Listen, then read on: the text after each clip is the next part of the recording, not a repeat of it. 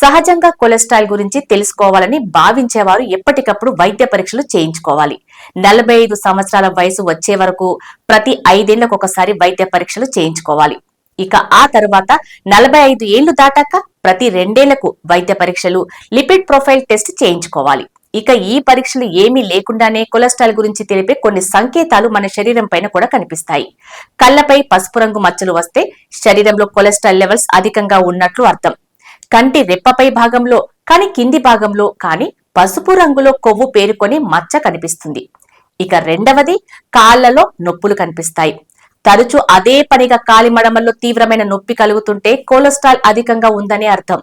అయితే ఈ నొప్పి కాసేపు విశ్రాంతి తీసుకుంటే తగ్గుతుంది, మళ్లీ వస్తుంది.